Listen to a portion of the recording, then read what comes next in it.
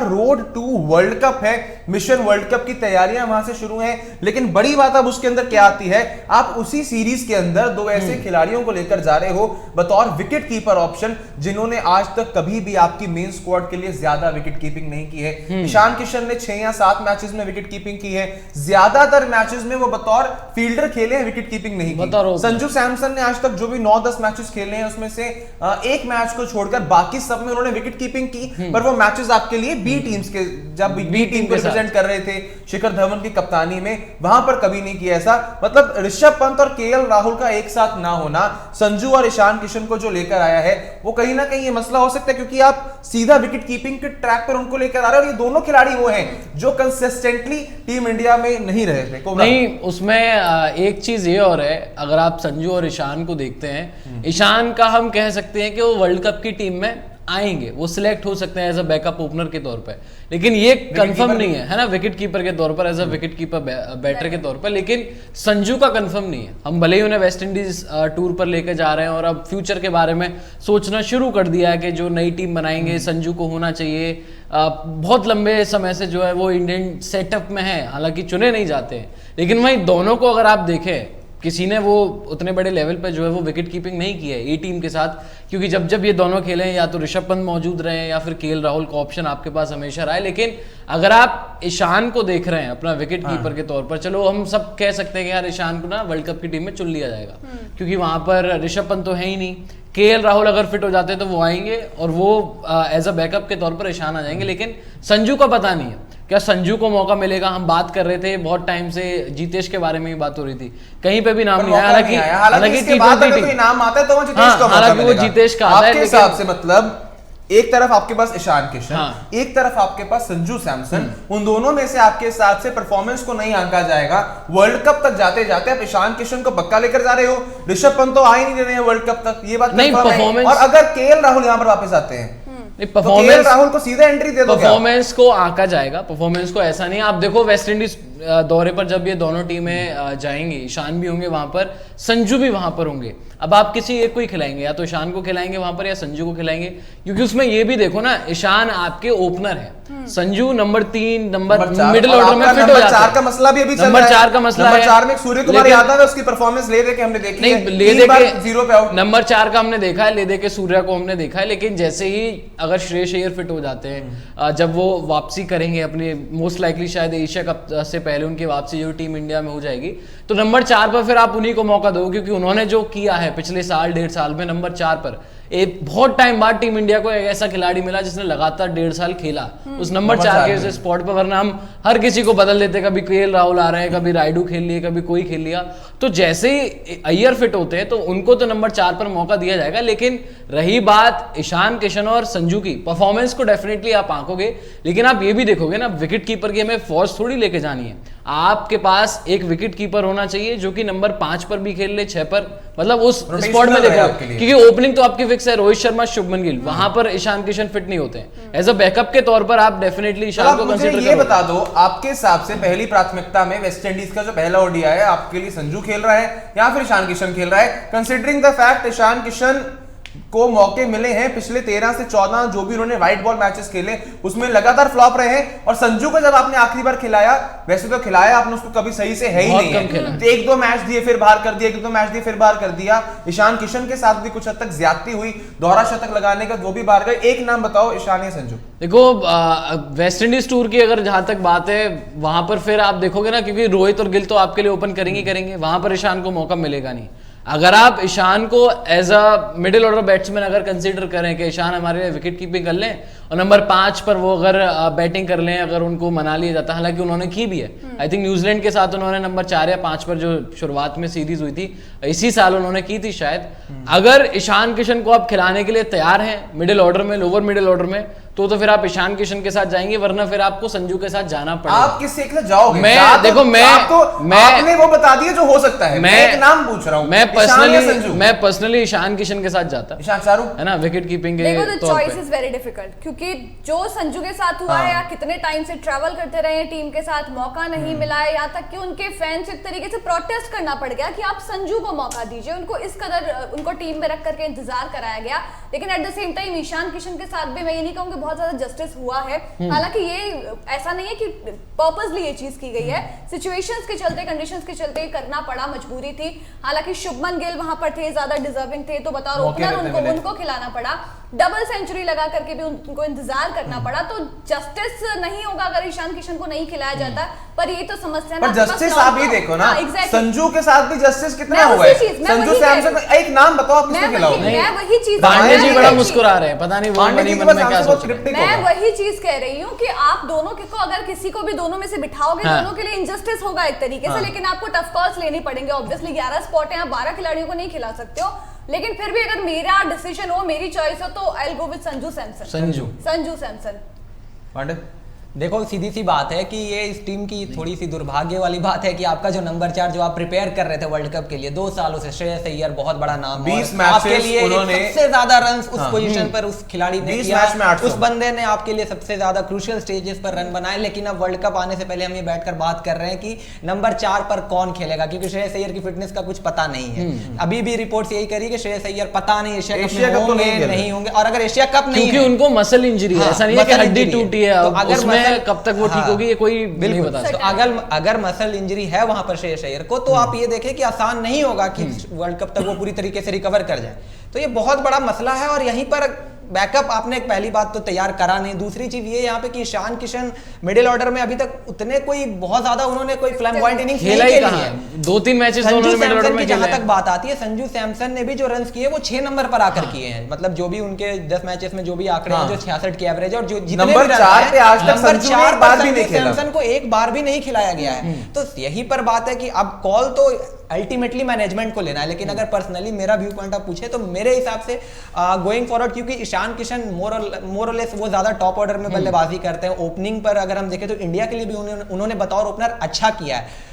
Middle order और lower middle तक लगाया था तो ओपन ही किया, डबल सेंचुरी किया था वो ओपनिंग बांग्लादेश में जो आया, वो तो इनफैक्ट जब गिल ओपन करना शुरू किया तब उनको नंबर 4 पर मौका मिला। लेकिन संजू सैमसन की जहां तक बात है, देखिए उस खिलाड़ी के साथ तो ज्यादती हुई है, इसमें मैं इस बात से पीछे नहीं हटूंगा, बिल्कुल पॉलिटिक्स तो हुई थी, क्योंकि जब लगातार वो खिलाड़ी कंसिस्टेंटली परफॉर्म कर रहा था। इनफैक्ट रवि शास्त्री ने भी ये बात कही थी, हालांकि उन्होंने खुद अपने कोचिंग के टाइम में वो उन्हें मौका नहीं दिया, लेकिन वो बाद में आकर ये बात कर रहे थे कि जी संजू जैसे प्लेयर को उस टैलेंट के साथ ये गलत किया जा रहा है, आप उन्हें लगातार 15-16 मैचेस नहीं दे रहे हो। तो जब आप कोच थे टीम के, तब आपने क्यों नहीं संजू सैमसन को वहां पे फेयर चांस दिया?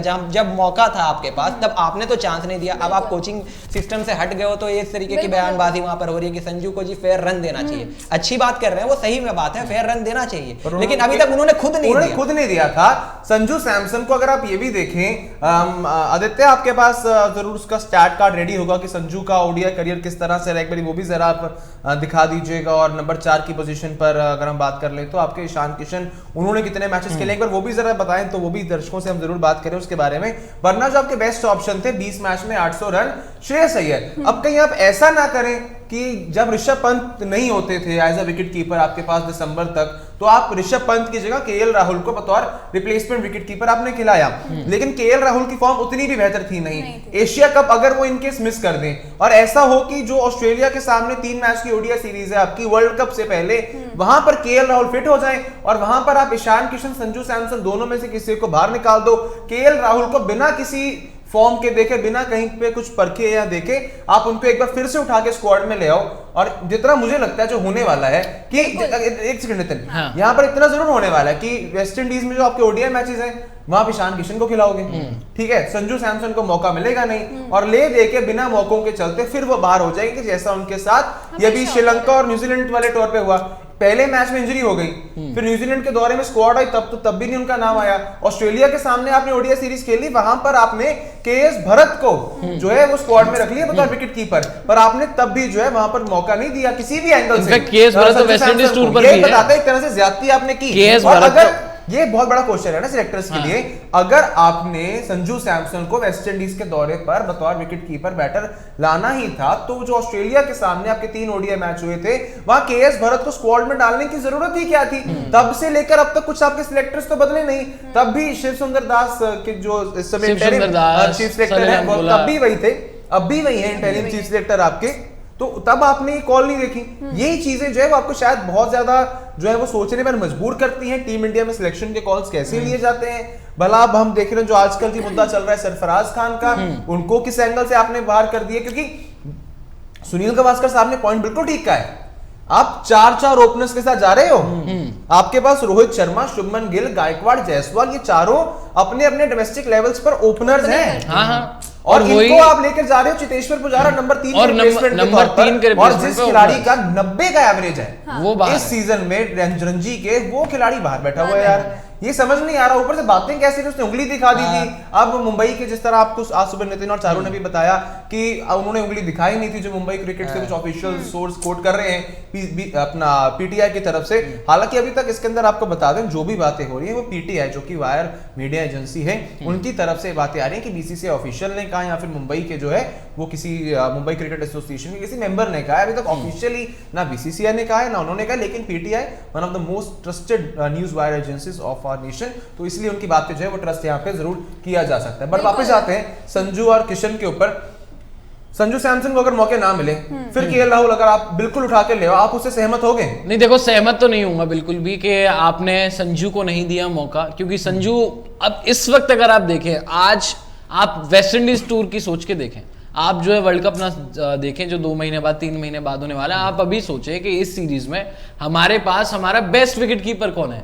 बेस्ट विकेट कीपिंग अगर ऑप्शन आप ढूंढने जाएंगे तो वहां पर संजू ही दिख रहे हैं आपको, क्योंकि ईशान किशन जो है वो आप ये भी देखोगे ना कि आप मैच जैसे खिला रहा हूं उसकी करेक्ट पोजीशन क्या है। ईशान किशन की करेक्ट पोजीशन है ओपनिंग। ओपनिंग में आपके जो है 2 बैटर हैं ऑलरेडी, रोहित शर्मा, शुभमन गिल, वो हटने वाले नहीं है, वो आप चेंज नहीं करोगे वर्ल्ड कप तक अंटिल कोई इंजरी ना होती है। तो ईशान किशन को आप फोर्स करोगे, भाई तू नंबर 4 खेल ले, ये कौन सी बात है। संजू को देखो, वो वर्सेटाइल प्लेयर है संजू की। अगर हम बात करते हैं ना, वो ओपनिंग भी करते हैं, वो नंबर 3 भी खेलते हैं, वो लोअर मिडिल ऑर्डर में भी जो अभी हमने उनके आंकड़े नंबर 6 पर ही वो अफ्रीका वाली पारी है, देखें आप जो पूरी सीरीज नॉट आउट रहे थे वहां पर। लेकिन ये भी एक पॉइंट है ना कि ईशान किशन को जब भी मिडिल ऑर्डर में पिछले जो भी 12-13 मैचेस में वो फ्लॉप रहे, जहां पर उन्हें ट्राई किया गया, वो भी एक पॉइंट है कि वहां पर उन्होंने भी परफॉर्मेंस नहीं दी है।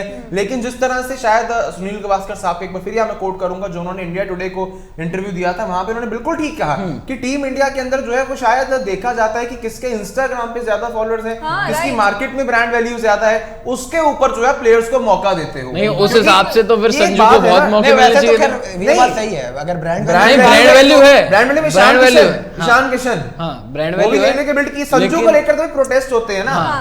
और यही तो बातें हैं कि खुंदक वाली जो बातें कहीं ना कहीं सामने आती हैं। जो भी आप देख लें, जो वैभव जो कि अपना राजस्थान क्रिकेट के हेड है, चीफ सेलेक्टर, चेयरमैन है, माफ कीजिएगा, चेयरमैन, उनका जो कुछ रवि बिश्नोई के साथ कुछ विवाद उसके चलते वो अब गुजरात में डोमेस्टिक क्रिकेट खेलेंगे। संजू सैमसन को लेकर आप कुछ बातें कह रहे हैं, कुछ लोग तो ये सरफराज अहमद वाला जो सरफराज खान वाला जो पॉइंट है, सरफराज खान वाले पॉइंट को कुछ पॉलिटिकल एंगल से रिलेट कर रहे हैं, रिलीजियस एंगल से रिलेट कर रहे हैं। मतलब यही चीजें जो शायद आपको कुछ हद तक आपके क्रिकेट को खराब भी कर सकती है। पर्सनल बायसनेस जो आ रही है, क्योंकि बाकी कंट्रीज में नहीं हमें दिखता। मतलब सिर्फ इंडिया के अंदर ही मुझे फैन पेज देखने को मिलते हैं, रोहितियंस आते हैं, विराटियंस आते हैं, एमएसडियंस आते हैं, कभी स्टीव स्मिथियंस आपने देखे हैं, कभी स्टार्कियंस आपने देखे हैं, पैट कमिंस आपने देखे हैं। ये तो इंडिया में होता है ना। अब इसमें 2 नाम और हमारे फैंस, ये सबसे अच्छा था, पैट कमिंस सबसे अच्छा था। ऑस्ट्रेलिया सबसे सफल टीम आईसीसी ट्रॉफीज जीतने के मामले में, be it world cup, be T20 trophy, be WTC final की ट्रॉफी, आप कहें हर एक ट्रॉफी सब में उनके कैबिनेट में, ठीक है। वहां तो नहीं कभी आपको एक ही खिलाड़ी की फॉलोइंग देखने को मिलती है, प्लेयर्स की ब्रांड वैल्यू होती है। I will not name the person, but मेरे एक दोस्त है, वो इस समय एक ऑफिशियल ब्रॉडकास्टर है जो इंडिया के मैचेस और आईपीएल के मैचेस ब्रॉडकास्ट करते हैं या फिर करने वाले होंगे, वहां पे वो काम करते हैं। उनका साफ साफ कहना था, वो कहते हैं कि जिस मैच में रोहित और विराट स्क्वाड में हो और वो ना खेलें तो हमारे एड्स के रेट कम हो जाते हैं। आपकी जब आईपीएल देख रहे होते हो, WTC का फाइनल देख रहे होते हो, आप लोग भी जरूर पहले तो बीच में लाइक कर दो, सब्सक्राइब कर दो चैनल को। जब आप लोग देख रहे होते हो, 1 ओवर के एड ब्रेक में रोहित और विराट की कितनी एड आती है, बाकी इंडिया के प्लेयर्स की कितनी एड आती है, देखा ना आपने कितना बड़ा वो मार्जिन है। That's true, विराट कोहली, अश्नीर ग्रोवर का एक सेकंड लास्ट पॉइंट है बस, अश्नीर ग्रोवर का अगर आपको वो एक पॉडकास्ट याद हो, उन्होंने कहा था कि जितने प्राइस में शायद मेरे को विराट कोहली ऐड करने के लिए मिलता है, उतने में पूरे टीम इंडिया के बाकी प्लेयर्स मिल जाएंगे। जब भारत पे के लिए फाउंडर थे, CEO थे वहां पर। ये पॉइंट है ना, कहीं आपने अपने देश को कुछ ऐसे बांट दिया है, अगर सपोज करो एक इंडिया का मैच इसमें विराट कोहली ना खेल रहा हो, सही में व्यूअरशिप कम हो जाती है। इसमें बीसीसीआई भी शायद इस एंगल में मजबूर है, बीसीसीआई भी मजबूर है कि बीसीसीआई ने अगर विराट को नहीं खिलाया तो भाई फैंस कहेंगे हमने विराट को क्यों नहीं खिलाया। अब इसमें सिस्टम इतना करप्ट हो चुका है, ना आप सिलेक्टर्स को ब्लेम कर सकते हो, ना आप फैंस को ब्लेम कर सकते हो, ना ही प्लेयर को ब्लेम कर सकते हो। आप वो सीरीज याद करें, आई थिंक जिम्बाब्वे की थी लास्ट ईयर, जब जहां रोहित विराट दोनों ही नहीं थे, कौन देख रहा था उस सीरीज को? कोई देख ही नहीं रहा था उस सीरीज को। इनफैक्ट उसमें काफी यंगस्टर्स थे आपके, केएल राहुल वहां पर थे, शिखर धवन थे, ज्यादा लोगों ने वो सीरीज नहीं देखी। तो ब्रांड वैल्यू के साथ तो हमेशा टीम इंडिया गया है। आप अब के दौर की बात ना करें, आप पहले भी देख लें, वो दौर भी चाहे जब सचिन तेंदुलकर थे, वीरेंद्र सहवाग, युवराज सिंह, ब्रांड वैल्यू को तो हमेशा देखा गया। लेकिन तब नंबर 4 की दिक्कतें नहीं थी, तब आपकी टीम सेटल हुआ करती थी, तब आपके विकेट कीपर विराट करते रहते हो, अपने इश्यूज को एड्रेस नहीं करते हो। दैट्स ट्रू, वही तो हम बात करते हैं, फेवरेटिज्म है, बायसनेस जिसके तुमने भी जिक्र किया वो है। और इंडिया में आप जो गलती बताते हो, गलती किसकी है? देखिए, आप किसको ब्लेम करेंगे? यहाँ पर लोग जो है वो खुद इस चीज के लिए जाते हैं। इतनी सबसे ज्यादा पॉपुलेशन वाला देश है इंडिया, और क्रिकेट सबसे ज्यादा देखा जाता है। शायद आप आधी जनता से पूछने निकल जाए कि हमारे देश का नेशनल जो गेम है, नेशनल स्पोर्ट्स है, वो कौन सा है, शायद आधे लोगों को नहीं पता होगा, वो क्रिकेट ही कह देंगे, क्योंकि इतने ज्यादा क्रिकेट को देखा जाता है, फॉलो किया जाता है, और लोगों की बोलते हैं रगों में बहता है क्रिकेट। लेकिन और यहाँ पर साथ के साथ गॉड वर्शिप वाली गौतम गंभीर बहुत सारे स्टेटमेंट्स देते हैं, बहुत सारे कंट्रोवर्शियल स्टेटमेंट्स देते हैं। रिसेंटली उनका स्टेटमेंट आया, बहुत सारी बातों से बहुत लोग डिसएग्री करते हैं, लेकिन ये बात उनकी 100% सही थी कि लोग क्रिकेट को फॉलो नहीं करते, लोग क्रिकेटर्स को फॉलो करते हैं। और जिसके चलते, जैसा कि नितिन ने भी बोला कि जिम्बाब्वे के साथ सीरीज थी, लोग नहीं देखे थे क्योंकि रोहित विराट नहीं थे। वहां पे मतलब ये नहीं है कि आप क्रिकेट खेल रहे हो। यहाँ पर रोहित विराट का एक पॉइंट, चलो ये भी हमने साइड पे रख लिया, ये बात हो गई, लेकिन सिलेक्टर्स पे लोगों का कितना दबाव होता है। अगर आपको याद हो चेतन शर्मा साहब का जब वो स्टिंग ऑपरेशन हुआ, उस स्टिंग ऑपरेशन में एक और लाइन सामने आई थी कि अगर हम संजू सैमसन को टीम में सिलेक्ट नहीं करते हैं, स्क्वाड में नहीं रखते हैं, तो सोशल मीडिया के ऊपर जो फैंस हैं वो सिलेक्टर्स के ऊपर एक तरह से हमला बोल देते हैं, तो यही पॉइंट है, बताता है कि संजू सैमसन को भी जो अगर स्क्वाड में कभी रखा गया तो वो सिलेक्टर्स ने कभी फैंस के दबाव में आपने रखा, आपने उसके आंकड़े नहीं देखे, उसके स्टैट्स नहीं देखे। आप केएल राहुल को लगातार बैक करते रहे। 2021 के T20 वर्ल्ड कप में बतौर विकेट कीपर बैटर वो फ्लॉप हुआ, 2022 के भी T20 वर्ल्ड कप में आप उसी फ्लॉप प्लेयर को अपने साथ लेकर गए हो। देखो, आपने किसी और को ट्राई नहीं किया। एक अच्छी नॉक आती है, वो कहता है चलो मेरे 10 महीने अब सेफ हो गए, 10 महीने मेरे को स्क्वाड से बाहर नहीं निकाल सकता। नहीं, संजू की जहां तक बात है ना कि वो वाहिद ऐसे प्लेयर है संजू, जिन्होंने मैचेस बहुत कम खेले हैं, लेकिन उसके बावजूद भी उनकी फैन फॉलोइंग बहुत जो मेन क्रिकेटर है ना, जो रेगुलर खेलते हैं उनसे भी ज्यादा है ना। उनके नाम के प्रोटेस्ट हो जाते हैं, वो मैच नहीं खेलते हैं, ट्विटर पर संजू ट्रेंड करने लगते हैं, हर जगह संजू संजू। आई थिंक एक तो मुझे संजू टीम में नहीं थे, और तिरुवनंतपुरम में शायद कोई मैच रिसेंटली जो हुआ था, फैंस ने पूरा संजू संजू वर्ल्ड कप में हो गया था प्रोटेस्ट, फीफा वर्ल्ड कप में प्रोटेस्ट हो गया था संजू संजू का। और देखो, आपको अब कहीं ना कहीं मौका देना पड़ेगा, हर बार आप कॉम्प्रोमाइज नहीं कर सकते हो अपने सिलेक्शन से, अपने नए प्लेयर्स से, कि भाई एक मैच में, जैसे अभी आपने बोला ना, केएल राहुल ने अगर रन बना दिए, 70-80 की इनिंग्स आगे गए या फिर 100 भी बना दिया, तो अगले 2-4 सीरीज या अगली जो है वो 6 महीने जो है केएल राहुल के सिक्योर हो गए कि भाई हमने तो अभी रन बनाए, हमारे सीनियर प्लेयर है। डिस्कशन हमने इसलिए शायद शुरू की थी कि एशिया कप के बाद कह रहे हैं कि अभी एशिया कप तक केएल राहुल नहीं आ रहे हैं, अगर एशिया कप के बाद वो होने वाली ऑस्ट्रेलिया के सामने 3 ओडीआई मैचेस की सीरीज में अगर कहीं केएल राहुल हो गए फिर ईशान किशन, संजू सैमसन, बिना संजू को या फिर किसी एक को पूरे डिजर्विंग मौके मिले, आप होने वाले को बाहर कर दो, तो किस हद तक का इंसाफ किया? ये होने ही वाला है, क्योंकि इसके अलावा आप देखो ना, अगर आप ऋषभ पंत तो चलो है ही हमारे पास, आपके पास इस वक्त विकेट कीपिंग की चॉइसेस कौन कौन सी हैं? 3 नाम है, ईशान किशन, संजू आ जाते हैं, केएल राहुल आ जाते हैं, उसके बाद अगर आप देखो तो केएस भरत को भी कंसीडर किया जा रहा है, कहीं ना कहीं देख रहे हैं, है ना, कि प्रॉपर विकेट कीपर, बल्लेबाज, विकेट कीपिंग स्पेशलिस्ट, और जितेश शर्मा एक जो कि T20 में उनका नाम आ रहा है, आपके पास ले देके यही ऑप्शन है। इन सब में से सबसे ज्यादा पॉसिबिलिटी किसकी है खेलने की? केएल राहुल की। एक तो सीनियर है वो, और वहीं अगर आप केएल राहुल की हम बात करते हैं ना, ये भी एक फैक्ट है जो, क्योंकि उनकी खराब फॉर्म चल रही है, केएल राहुल ने लोअर मिडिल ऑर्डर में अच्छा किया है, चाहे जब उन्हें मौके मिले हैं। बांग्लादेश की सीरीज आप याद कर लें, जो न्यूजीलैंड और श्रीलंका की सीरीज हुई थी, उन्होंने मिडिल ऑर्डर में परफॉर्मेंसेस दी हैं केएल राहुल ने, वो झुटलाया नहीं जा सकता। शतक भी उन्होंने आई थिंक इंग्लैंड के अगेंस्ट लगाया था, अगर मैं गलत नहीं हूं तो वहां पर उनकी परफॉर्मेंसेस लोअर मिडिल ऑर्डर में अच्छी रही हैं। लेकिन वर्ल्ड कप की हम बात कर रहे हैं, वो दौर अलग था, वो 1 साल पहले की बात है, 6 महीने पहले की बात है, जब वर्ल्ड कप के बारे में नहीं सोचा जा रहा था, टीमें फिट बात यहाँ पे जब टीमें फिट थी। केएल राहुल की बैटिंग एबिलिटी पे नहीं हो रही है। जैसे वो 5 नंबर पे 4 नंबर पे जो आपने बताया कि उन्होंने शतक लगाया, काफी बड़े रन्स किए और किया है, ऐसा नहीं कि उनका एवरेज भी बहुत अच्छा है, 40 से ऊपर का ही एवरेज है नंबर 4 और 5 पर बैटिंग करते हुए। पर बात यहाँ पर हो रही है कि आप ऋषभ पंत अभी है नहीं, आपको एक विकेट कीपर देखना है। तो क्या आप केएल राहुल जो कि एक मेकशिफ्ट विकेट कीपर, ऐसा तो है नहीं कि वो शुरुआत से अपने करियर में विकेट कीपिंग करते आए हों।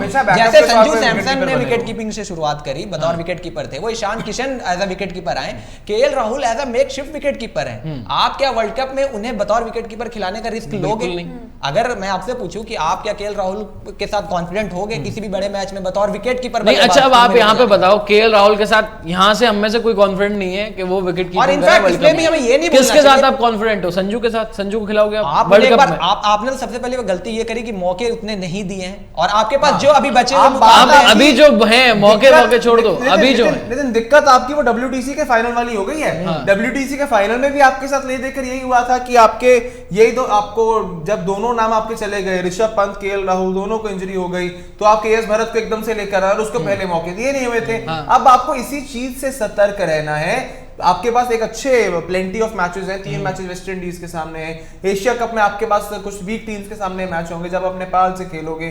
उसके बाद अगर आप देखें तो आपको एक और सीरीज जो है वो खेलनी है ऑस्ट्रेलिया के सामने, 3 ओडीआई मैचेस की। मतलब इनके अंदर आपको एक तरह से बैलेंस करके ईशान और संजू दोनों को चांसेस देने हैं, ताकि एक की तरफ आप सेंट्रिक ना हो जाओ, अगर उसको बाद में कुछ हो जाए तो आपके पास उसका कोई बैकअप विकल्प रहे ना मौजूद। नहीं, उसमें देखो ये चीज होने वाली है आपकी कि अब घूम फिर के सारी बात ये आ गई कि ऋषभ पंत नहीं है हमारे पास, तो कौन एक ऐसा विकेट कीपर बैट्समैन होगा, विकेट कीपर बैटर होगा जिसे हम खिलाएंगे।